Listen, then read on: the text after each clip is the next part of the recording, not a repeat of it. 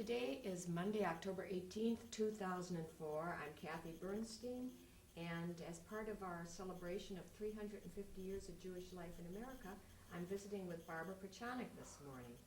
And I must tell you that Barbara is one of our loyal archivists for the Milwaukee Jewish Historical Society, and she's been doing that since she retired. We're thrilled to have her help and her leadership and an opportunity to visit with her this morning. So Barbara, Thank you, first of all. I may skip around a little bit. It's okay.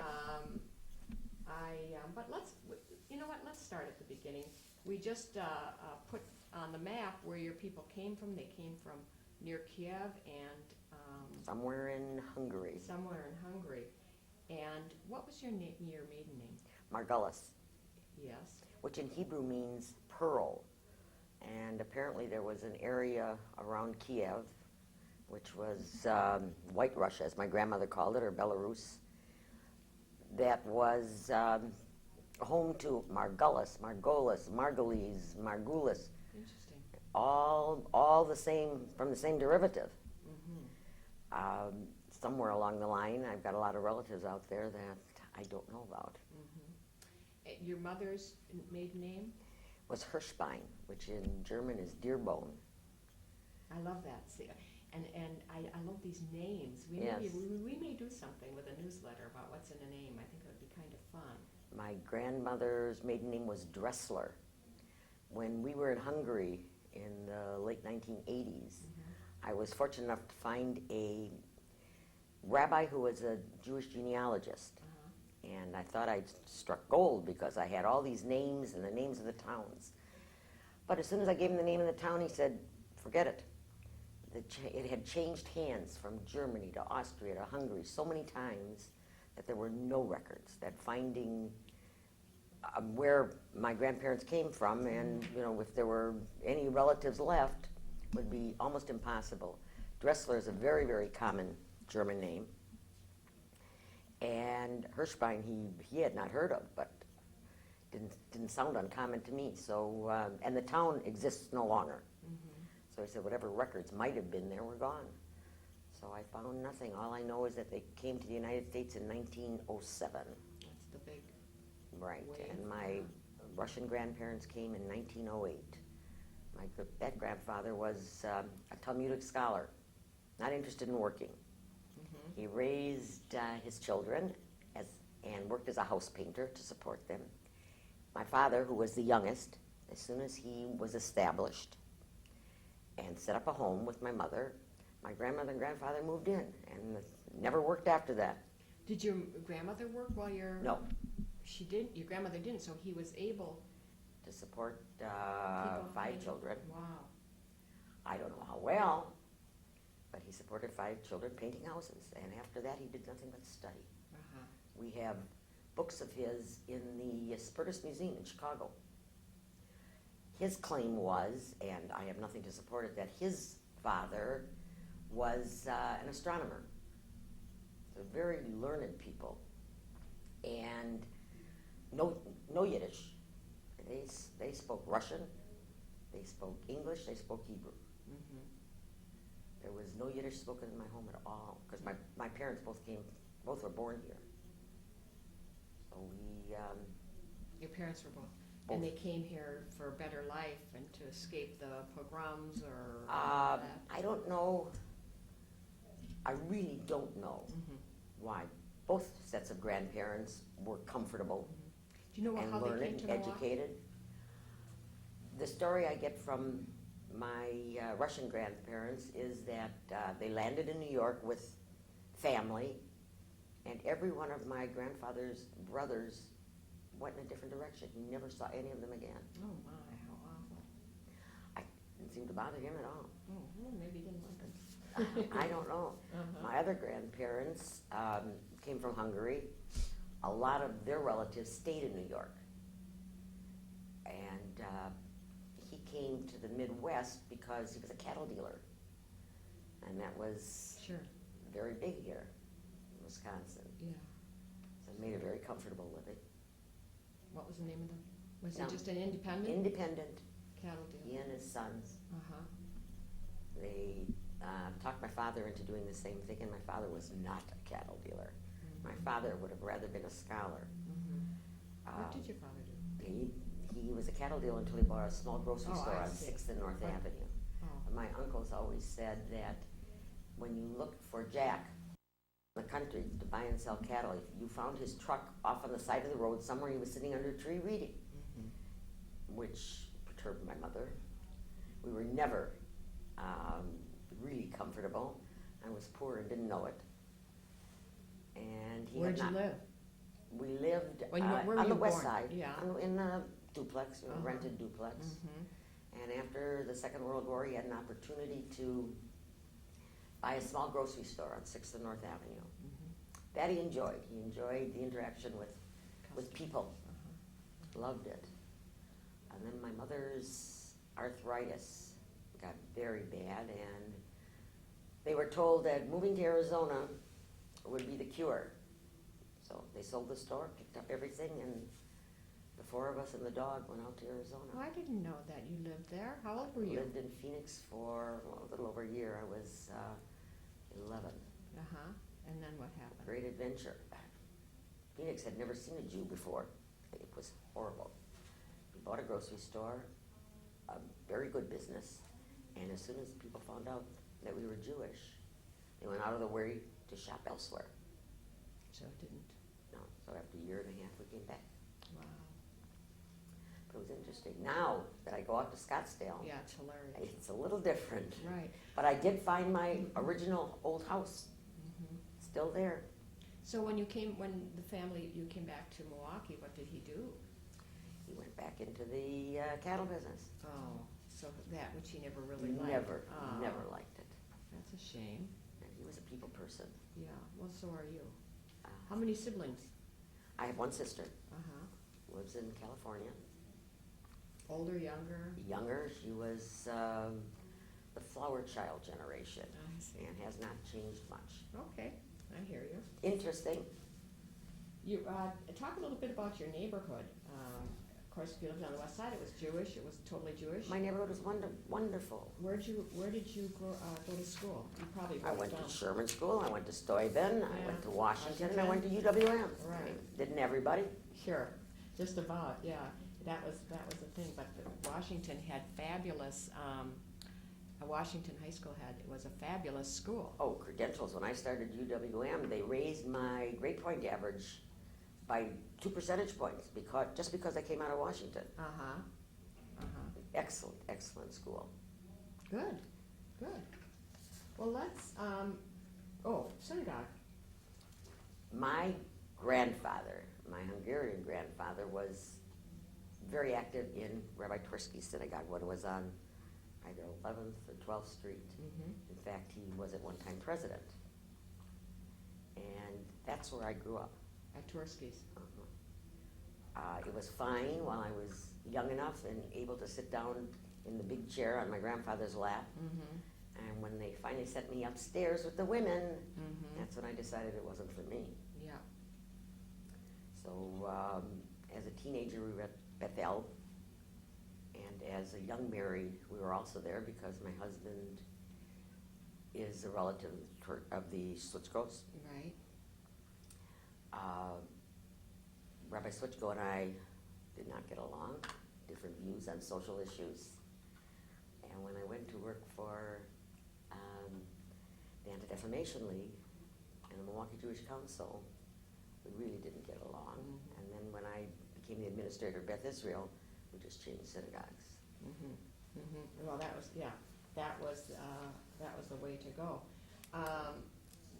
Jewish education-wise, what? Came out of an Orthodox background. I went to the Talmud Torah. Oh, you went to Talmud Torah. Tell me about the Talmud Which Torah. I disliked, and I don't think the rabbis were too happy with me. Gee whiz, you were a cranky kid, or you just spoke your mind? I spoke my mind. Who were the rabbis there? I don't recall. I mean, that is That was part of my... behind Beth Israel, the old Beth Israel, the Oh, no, Talmud Torah? Talmud There Torah was another one. There was one on, I think, near Townsend School, if I'm not mistaken. Okay. I can remember having to take a cab there. Oh. So Jewish education, though, was important to your parents, Relatively. or were you self-motivated? Not really. I went as long as they said I should go, and then I stopped. And of course, in those days, out of the Orthodox community, you didn't get a bat mitzvah. Right. So I just went 4 or 5 years, I don't recall.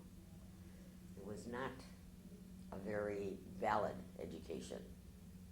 As a girl in that community, I didn't get much out of it at all. That's a shame. My Jewish education came as an adult. Okay. Your high school years fun? Oh, marvelous. Yeah. Marvelous. Belonged to a sorority Of and course. all that? Which sorority? TOG. TOG. Okay, sorority. Those didn't last very long, I understand. They lasted long enough for me, from Yeah. the time I started till the time I Really? stopped. No, they were around in the 40s, and I graduated high school in 1952. Mm-hmm. They were still there till my sister graduated high school Oh, in really? 56. Because somebody said that they did away, I think Elena Pell said that. They did do away with them, but it was the late 50s, so during all of my high school period, it was a marvelous social life. Yeah. Absolutely wonderful. If you were invited and if you were part of it, and if you Right. weren't, too bad. Wow. And then, as a teenager, the only important thing was to be in. Sure. Yeah, I know. I remember. I remember. And I was in, so I didn't think about anybody who wasn't, so. Were you aware, you had the anti-Semitism in Arizona, were you aware of it here in Milwaukee at all? And in your life? In my grade school, I was a little, because I had to walk, we lived on 50th, just off of Center, and I went to Sherman School, and I had to walk back past the Catholic Church. And, I mean, there were enough of us that it was just an irritant, but they used to yell, Christ killer and whatever, but it never really affected me that much until we went to Arizona, and then finding friends was impossible. Oh, wow. Did that impact your life in any way, do you think? It may have, I don't know. Social justice has always been very important to me, and it may have subconsciously. Okay. You weren't in any war or anything, were you? No. No. My husband was in Korea, but Right, yeah. I was here. Okay. When did you get married? We got married in 1953. And how did you meet Freddie? I was dating Billy, a pal, and they were best friends. Oh. I broke up with Billy, and somebody said told me that Fred had just broken up with the girl that he was going with, would I go out with him? So that's So how I you met. So I did. So when did you get married? In May of 1953, we were going together, and he was called up the month after he graduated from college, and I had just started college. He got his orders to go to Korea and told me that either we get married or we're breaking up because he didn't want me to sit and wait. Well, I mean, I was just 18 years old, Yeah. just. And what could be more melodramatic and romantic than that kind of thing, as my father was ready to absolutely murder me because of doing it. I had to promise him I'd stay in school, which was easy. Fred was going to be in Korea anyway. Sure. So Wow, I didn't know we got this. married in a rush. Many jokes Yeah. being told. Right. We got married on May 14th. I came back and took my finals at UWM, and he went to Korea on June 2nd. And he was there for 15 months. So stayed in school. I went right back home into my old bedroom. Interesting. It was very romantic at the time. Of course, when he came back, we were total strangers. Total strangers. Surprising. The marriages lasted 51 years, but it was work all along the way. Oh, it must have been. It must have been. Well, I like your husband. You like your husband. Right. So did you graduate from UWM or did you go to work? I went to work. Where'd you go? I went to work at Aetna Casualty Company, and when I walked in, they had, I don't know, some job opportunities in the paper. They assumed I was going to be a typist or a filer. And I said no. I wanted to be an underwriter. And then we're talking about, what, 1955, 54, whatever. There were no women underwriters. But they let me, I was a junior underwriter. Really? First of all, I didn't know how to type, and second of all, I wasn't going to, spend File. 8 hours filing papers. Yeah. So they taught you how to do it? Mm-hmm. And how long did you stay at Aetna? I stayed at Aetna until the end of 1955 when my son was born. My Uh-huh. son. All right, so you had your son, and talk about your children, how many you have, and how when they were born. And We have 2 sons. Mhm. Bob, who was born in 1955. Right. He's a high-energy physicist in Houston. Mm-hmm. And Michael, who is 46 and is a leather broker in Chicago. Interesting. Sort of back to the cattle. Yes, in a way. In a way. I mean, really. Interesting. It was an education, though. No, I understand. So when you had the boys, did you work at all or not? As soon as I could, I Uh-huh. got bored at home. Did you? By the time my youngest was in 3rd grade, Yeah, I had gotten involved in the Anti-Defamation League as a volunteer. as a volunteer, Mhm. and through B'nai B'rith, I was part of the group that started with the March of Dimes, the 16th Street Clinic, which Mhm. dealt with unwed mothers, is what we called them in those days. Right. And that got me interested in the Anti-Defamation League. I was still a traditional mother. I wanted to work, but I wanted to be home when my children came home. Mm-hmm.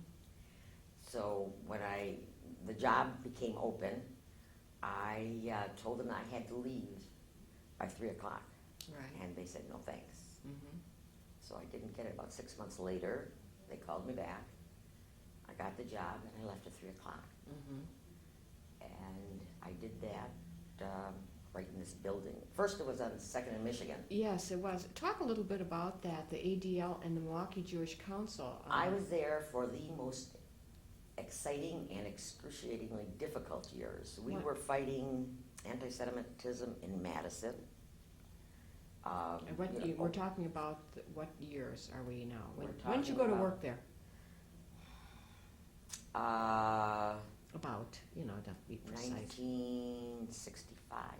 Okay, about. so those we're were right in the middle, volatile. open housing and The school war, busing Vietnam. and Vietnam and neo-Nazis. And it was an exciting time, it really was. I worked for Saul Soren, Right.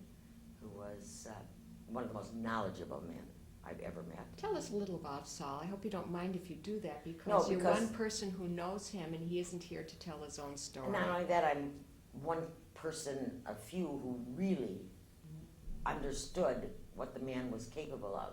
He was not popular with the Milwaukee Jewish Federation, Mhm. especially not at that time. There were grievances there because of his mode of operation, his mannerisms. What were they? I mean, like, The word prost comes to mind. okay, I don't Not think of him polished. that way. Mhm. Not polished. And the gentlemen in the Federation, I think, put more importance on that than what Saul was able to offer. He was the Jewish community's liaison to the larger Milwaukee community and related very well and really did a wonderful job of working with the outside community. And of course, we're not insulated. Have to be able to work with the community. Mhm. We had a group called Face to Face with the 70s. Women in the Jewish community working with women in the other religious communities, Catholic, Protestant, Mhm. whatever. And we had, this was during the late 60s. It lasted almost 10 years, from 61 to 1970. And we're gearing up for the 1970s. It was the only volunteer board where if you expected 15 people, 25 arrived. It was a wonderful experience. Women were first beginning to feel that there was a chance to get some power Mhm. and that they didn't have to be called by their husband's first names, Right. which irritated me a great deal. It was wonderful, and Saul was instrumental in that. He knew how to deal with the outside community. He had liaison with the Polish community, which in those days it was a very touchy issue with Polish Jews in Milwaukee. Didn't he work in a DP camp or something? He was with what was it called, the SSI or something, part of the armed services that oversaw the internment camps, concentration camps after they were liberated. And very knowledgeable, extremely so. Yes. A wonderful speaker. I used to let him write all my speeches for me. He was marvelous. He was a great community leader, but in the outer community, didn't get along that well in the Milwaukee Jewish community. He got along well with my husband. Yes, I'm sure he would. I'm sure he would. Elliot liked him very much. Yeah. Very much. So it was fun working there. How long did you work at ADL, Milwaukee Jewish Council? At that time, it was one office. About 10 years. I did some speaking for them and boards and activism. That's where I met Rabbi Panich.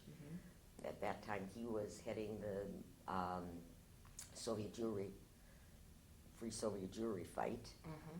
And he spent time in the office, and I marched with him. And it was great. That's when I first really felt my feminism. What, during the... ADL, MJC. I was very, very traditional. That's the way I was brought up. Right. But when they started using my title as Mrs. Fred Perchonok, that's where I drew the line. Well, it took the Federation. I think Betty Lieberman was the president of the women's division. Betty and I have discussed that. When we got rid of it here, the use of Mrs. Fred Perchonok.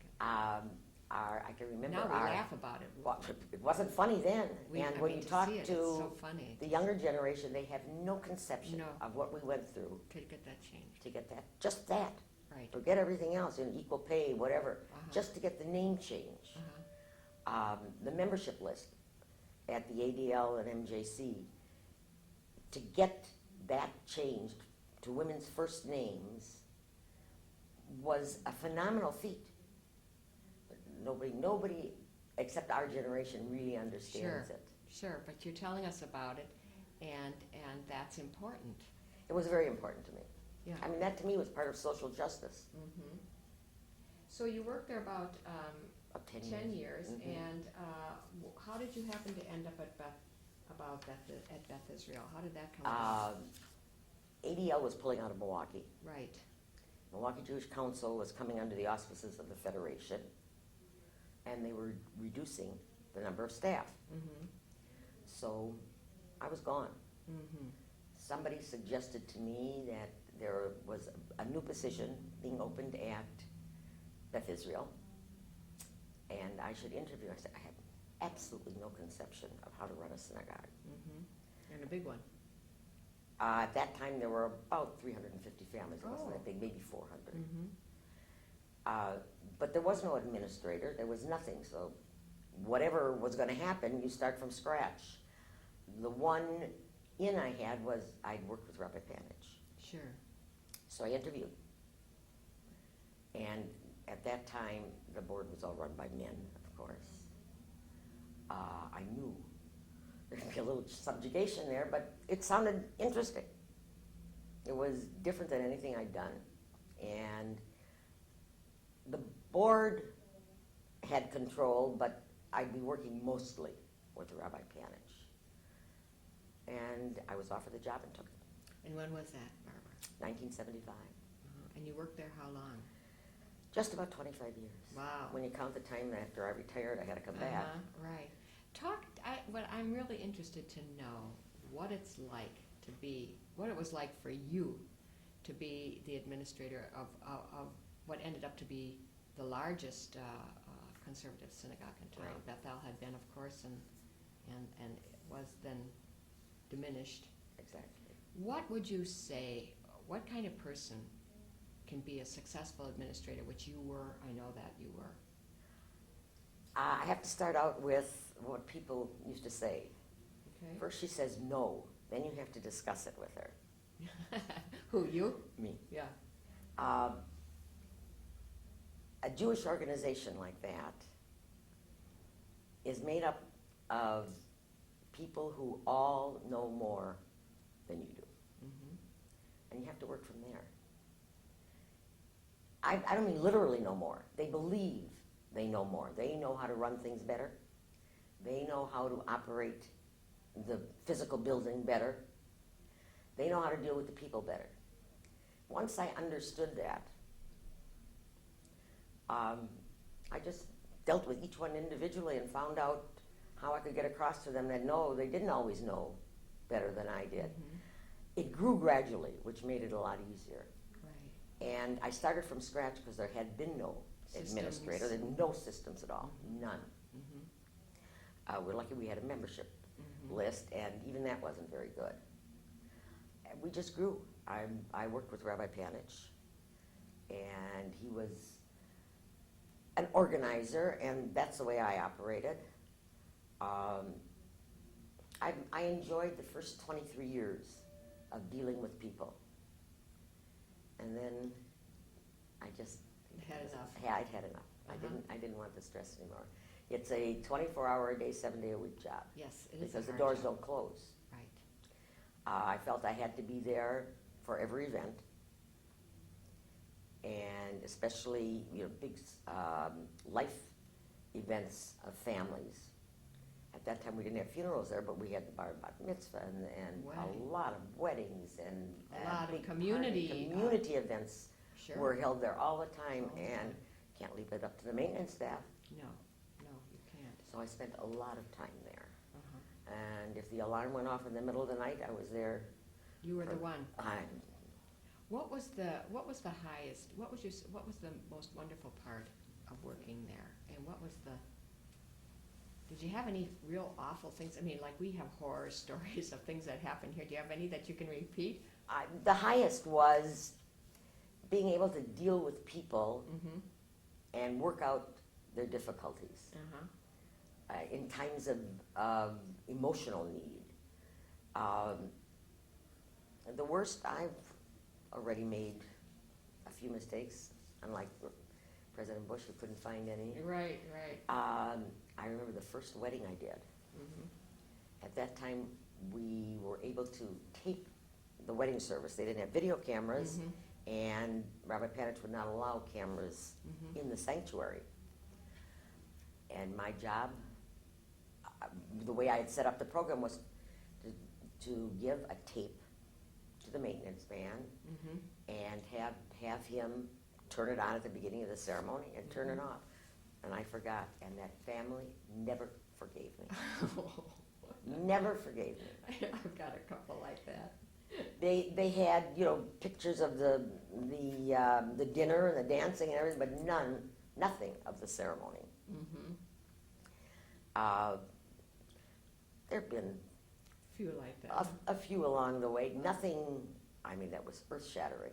Right, but couldn't you just kill yourself when those things Well, happen? that was a stupid error, but it was my first wedding, which was the only excuse I had. Uh-huh. Yeah, but it sticks with you. It has, and then that's 25 years. Yeah. Oh, more than that now. It's 30. I think the couple's already divorced. There you go. It's your fault because you didn't tape their wedding.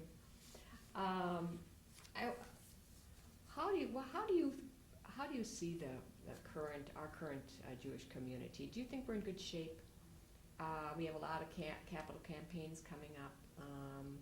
Do you think that our community is? Would you say we're in good shape? We're healthy. Do you feel good about our community? In that way, I lead an insulated life. My whole life is surrounded by people who feel as I do. They're committed to the Jewish community. Mm-hmm. They are all active in the Jewish community. Yeah, right here. Stop for a minute and tell us what you're involved in. I mean, Right at the moment, right besides not us, that much. food pantry, The food pantry, JCC, and the every book fair. yeah, and every single event that they seem to have, I see you. Well, that's because my best friend still works, and when she says please, I don't say no. And who's that? Doreen Palin. Okay, all right. So I'm there all the time, and I enjoy it for the most part. Mm-hmm. I deal with people who are committed to the Jewish community. Right. When I was at Beth Israel, I didn't. I mean, there were people who joined the synagogue up until their children became bar bat mitzvah and then dropped out. Or people who would tell me, why do I need a synagogue? My kids go to the day school. Well, you know how far that goes. Sure. People who wanted the rules to be bent. An incident when Rosh Hashanah happened to fall on Labor Day. And we got a call. How could I set up a calendar that Rosh Hashanah fell on Labor Day? I love it. I mean, Oh, I love it. Those are wonderful stories. I love those stories. they're great. They really They're are absolutely great. Yeah, yeah. I had an education director, a young woman who was very full of herself and trying to usurp some of my authority as far as the building itself and the maintenance staff. And I called her in and was very upset. I do lose my temper. And she said to me, "You don't know about women's rights. You are subservient to the rabbi." I said, "Are you kidding me?" I said, "Where you were not even born when I started it, when I started working for women's rights." That generation really doesn't understand what we went through.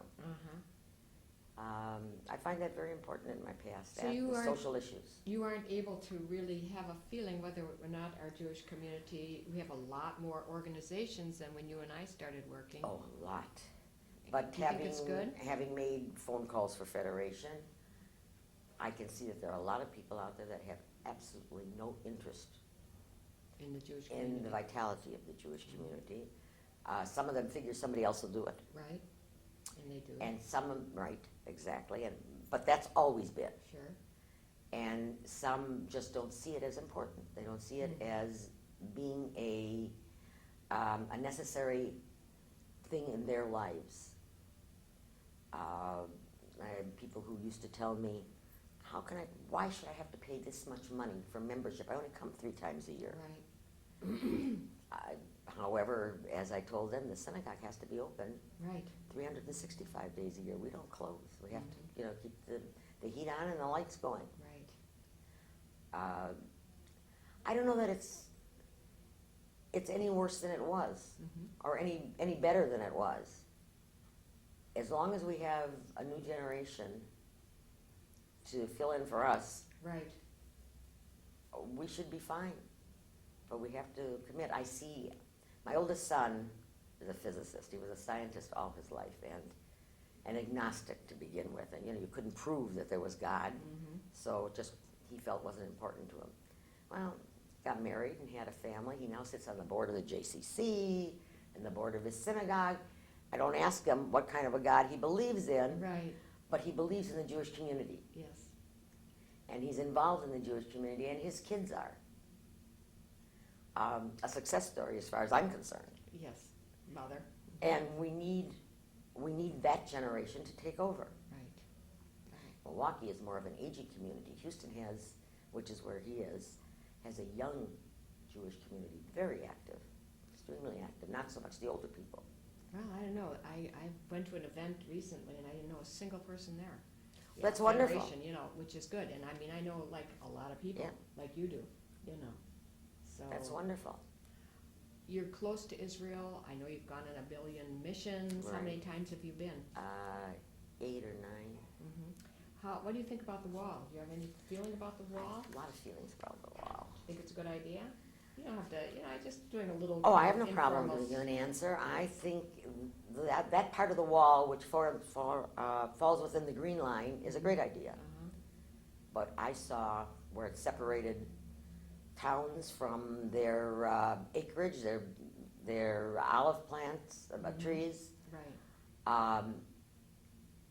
I think, I keep remembering what Golda Meir once said, that she hates the wars and the Palestinians mostly because what it was doing to her children. Yeah. And the incident just last week about this Army officer who not only shot an 11-year-old girl, but went over and sprayed all the rest of the bullets in his gun into her to make sure she was dead. That's not Jewish. It's not humane, forget being Jewish. Right. But that's what this conflict has done to both sides. Yes. And the wall offends me. It really does. The settlers offend me. Having seen some of the settlements next to Jerusalem, it's already, I mean, it's like annexed, it's a part of Jerusalem. What do we have to be in the Gaza Strip for? That's what's making our, in my opinion, the IDF into less than Jewish mensch because of what they have to endure. It hardens them. The same as it does to American soldiers in Iraq. I don't like it. There has to be, I know that there's nobody to deal with. So then do what Sharon says, and he's not my favorite person. Get out of Gaza. Whether we have somebody to deal with or not. Okay. Barbara, how would you like to be remembered? And if you had, let's pretend that 35 years from now your grandchildren are going to come and check out your tape. Oh, let's hear what Grandma had to say. How would you like to be remembered? Do you have a message? Do you have something you'd like to say? That everybody's here for a purpose, and they have to follow through. Yeah. They have to. I remember when I first started at the Anti-Defamation League, I wanted to change the world. That's what I wanted to do. Those neo-Nazis. I had to show the Jewish community that, yes, they're there, but we can take care of them. That not allowing blacks to live south of the 6th Street Viaduct was not the right way to conduct ourselves. And it was very stressful. You can't change the world. And when I finally figured that out, that I could deal with one small issue at a time, I felt much better about myself. And that's what I've been doing. And that's what you'd like to be remembered, as a person who tries to change, make the world a better place. In small ways, since I obviously can't do it in big ways. Make my community a better place. My family, I'm very comfortable with. I think we've raised 2 good people who are raising their own good people. And I'm doing what I can in a small way. It's a wonderful way to be. Well, you do it in a big way with me. Thank you. And we thank you for your interview this morning. Thank you very much. Thanks, Barb.